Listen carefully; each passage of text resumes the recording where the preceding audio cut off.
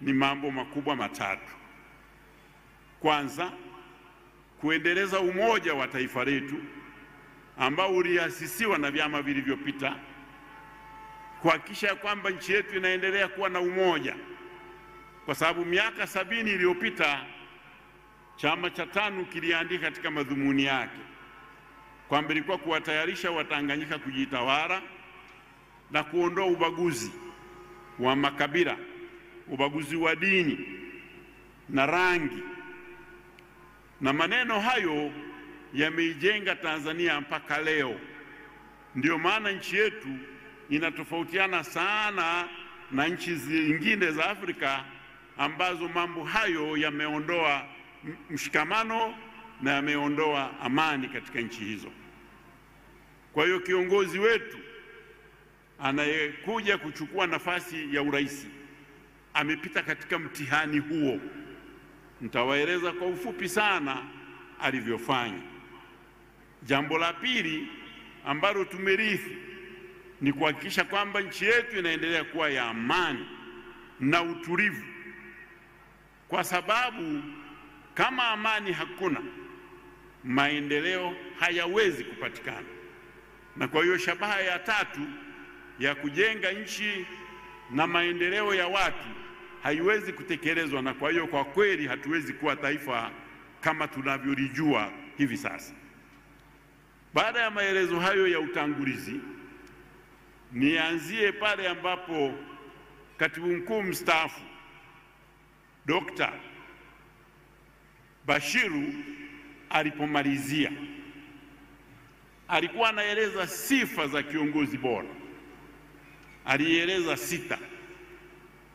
Nilitaka sasa, kwa kuwa najua Bashiru ni mtafiti, nimuongeze sifa ya 7.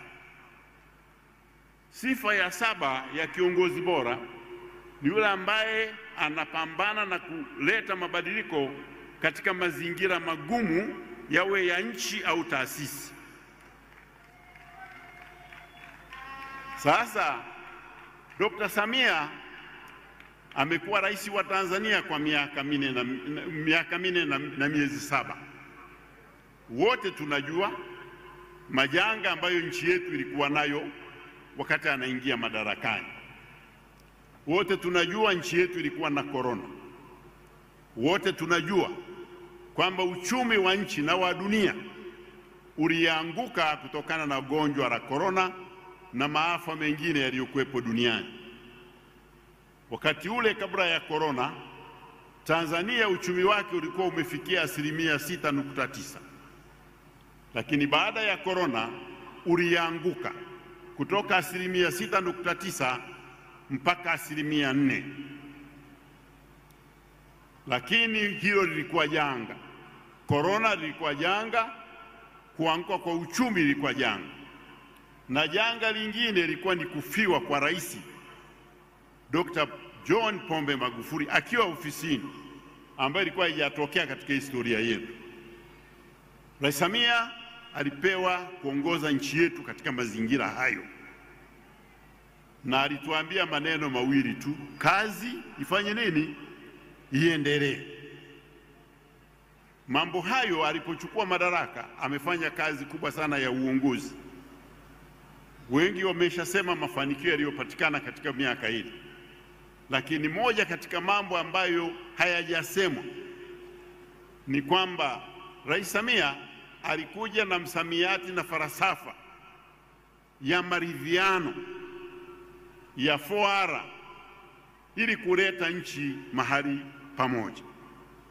Wakati ule, pamoja na maafa yaliyokuwepo, alifanya kazi ya kuzungumza na taasisi zote za nchi yetu, ziwe za kidini, za kijamii na taasisi nyinginezo zote. Alizungumza na vyama vya siasa ambavyo wakati ule vilikuwa vinanung'unika sana, vinasema vimezuiwa kufanya mikutano. Aliruhusu vifanye mikutano, lakini vikasema sio mikutano tu, wanataka na maandamano. Rais Samia kwa mara ya kwanza akawaruhusu polisi wawasindikize kwenye maandamano, ili tujue walikuwa wanasema nini na wana ajenda gani. Hata hapa Mwanza mliandamana, hata Arusha mliandamana, hata Mbeya waliandamana. Kwa hiyo nchi ikaanza kuwa na utaratibu ambao serikali na chama tunasikilizana. Aliunda kikosi maalum kutokana na vyama vya siasa ili kusikiliza mawazo yao. Kikosi kile kilimshauri achukue hatua kadhaa za kuleta mabadiliko ya sheria kwa ajili ya kuboresha uchaguzi kwa tume na kwa sheria. Hayo yote yalifanyika. Uchumi ambao ulikuwa umeanguka, na kwa uongozi wa Samia Suluhu Hassan ukaibuka na umeanza kukua, na kuanzia wakati ule mpaka hii leo tunazungumza umekuwa kutoka 4% sasa umefika 6% kwa miaka 4 ya uongozi. Ameutoa uchumi ule katika mazingira magumu, ametuvusha kutoka katika msiba, ametuvusha kutoka katika korona, na wengine wameeleza jinsi fedha za dunia zilizokuja kusaidia korona zilivyotumika kusaidia maendeleo ya jamii, elimu, afya na maji. Hiyo ndiyo sifa nyingine ambayo nitaka Mheshimiwa Bashiru aiongeze, ya kujaribu kuisaidia jamii katika mazingira magumu, kwa sababu hicho ndicho kipimo kingine cha uongozi uliotukuka. Daktari Samia ametuvusha kutoka katika mambo hayo niliyosema, ametusaidia sana. Uchumi wetu unaendelea vizuri sasa, na vile vile tunapiga hatua, na ilani ijayo inatuonyesha ya kwamba tunaweza tukapiga hatua kutoka 6% kwenda mpaka 8%. Ndugu wananchi wa Mwanza na wa Tanzania, jambo lingine ambalo ndugu Rais Samia anastahili kusifiwa ni kuhakikisha kwamba nchi yetu imeendelea kuwa na amani. Juzi niliulizwa na mtu asema, mbona kuna uhalifu? Nikamwambia hata mbinguni kuliwahi kutokea matatizo, hakuna amani inayomaliza wahalifu, ila wahalifu ni wachache kuliko watu wema. Ndio maana magereza yana watu wachache kuliko shule. Ingekuwa wahalifu ni wengi, ingekuwa ngumu sana kuweka shule, maana tungejenga magereza ili wengi hao wakae mle. Lakini hata katika nchi ambazo zina amani bado wahalifu wanakuwepo, na ndio maana sheria inakuwepo na mahakama zipo kwa ajili hiyo. Lakini amani ya Tanzania imedumu, na mataifa ya nje yametambua kwamba Tanzania katika Afrika Mashariki ni nchi ya kwanza kwa amani. Na vile vile sio hilo tu, katika dunia nzima watafiti wa kimataifa wamesema sisi ni wa 74, lakini dunia ina nchi zaidi ya 200. Hata kuwa wa 74 nayo ni hoja, nayo ni sifa kwamba hata sisi duniani sisi ni watu wenye amani. Rais Samia ametuongoza kuendeleza amani katika nchi yetu. Tunamshukuru na tunampongeza kwa kazi hiyo. Jambo la tatu la maendeleo limeshasemwa sana, na mimi singependa kurudia yaliyokwisha semwa, lakini nani hajui kwamba Rais Samia amesimamia ujenzi wa reli kutoka Dar es Salaam kuelekea Tabora na Mwanza na Kigoma. Nani hajui kwamba ile reli imefika Makutupora kilomita 722? Nani hajui kwamba reli ya kutoka Mwanza kwenda Isaka imefikia 64%, na vipande vyote vingine vinaendelea kujengwa? Hayo ni maendeleo makubwa yamesimamiwa na rais kwa miaka 4 na miezi 7.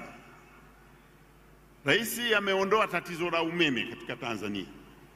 Tulikuwa na megawati 1600 mwaka 2020. Leo tuna megawati 4000 na zaidi, na matatizo ya umeme yale yaliyoleta mgao yamemalizika, na ninazo habari kwamba vituo ambavyo umeme unapata shida kidogo, katika safari zangu za mikoa 18 kuna maeneo ambayo yanahitaji booster tu ili viweze kupata umeme wa uhakika. Nilipita Mbinga nikaambiwa, nilipita Mahenge nikaambiwa, na juzi nilikuwa Bariadi nikaambiwa, na Serengeti, lakini kazi ya kuweka mitambo ya kuweka umeme uwe mzuri zaidi imara inaendelea. Hiyo inaashiria kauli mbiu ya Rais Samia kwamba kazi ifanye nini? Sasa nawauliza wana Mwanza na kanda ya Ziwa, je, kazi imeendelea haikuendelea? Narudia tena, kazi imeendelea haikuendelea? Imeendelea. Na hiyo ni dalili ya kwamba tunazo sababu zote za kumuunga mkono Daktari Samia katika maeneo mengi ambayo yameshasemwa. Afya amefanya vizuri sana, amefanya vizuri sana katika elimu, amefanya vizuri sana katika utalii, amefanya vizuri sana katika kilimo ambacho kinaifanya Tanzania kuwa na chakula cha kutosha na ziada ya kuuza nchi za nje kwa kutoa msaada ya ruzuku kwa wakulima. Hayo ndiyo mambo ya kujivunia, lakini bila kusahau raha iliyoelezwa ya vilabu vya mpira ambavyo vile vinawafurahisha Watanzania, vikiwemo kilabu cha Waziri Mkuu, cha Simba na cha Wananchi. Vyote vimekuwa ni mchango mkubwa katika kuleta raha na furaha katika nchi yetu, na Rais Samia amewasaidia na kuwatia moyo na kuwapa hamasa ili waendelee kuhakikisha kwamba furaha inapatikana na kazi inaendelea kutimiza kitu kinaitwa kazi na utu. Kazi na utu. Sasa hayo mambo ndiyo yamefanya Chama cha Mapinduzi kimlete Samia kwenu. Kabla sijamaliza, nataka niwakumbushe ushauri wa baba wa taifa aliyousema kwa Chama cha Mapinduzi. Alisema, na namnukuru, mkitaka kuchagua mgombea, sikilizeni wananchi wanasemaje. Tumemchagua Rais Samia kwa sababu wananchi wa Tanzania wanasema wamenufaika na uongozi wake kwa muda wa miaka mingapi? 4. Hiyo ndio sauti ya watu, na wingi wa watu wanaokuja kwenye mikutano pamoja na nyinyi mlioko hapa ni ushahidi ya kwamba Mama Samia rais wetu anakubaliwa na wananchi, na sisi chaguo letu CCM lilikuwa chaguo sahihi. Baada ya maelezo hayo, sasa nawauliza, wangapi wanaungana na CCM katika kumuunga mkono Samia? Wangapi watampigia kura kesho kwa kutiki?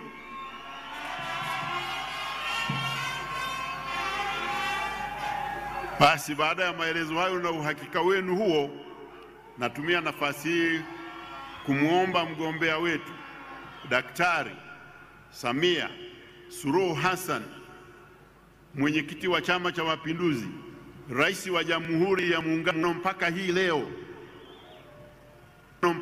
leo, na mgombea ambaye kwa dalili zote zinaonyesha anaweza kupata leseni ya kuendelea kuongoza. Karibu sana mheshimiwa mgombea.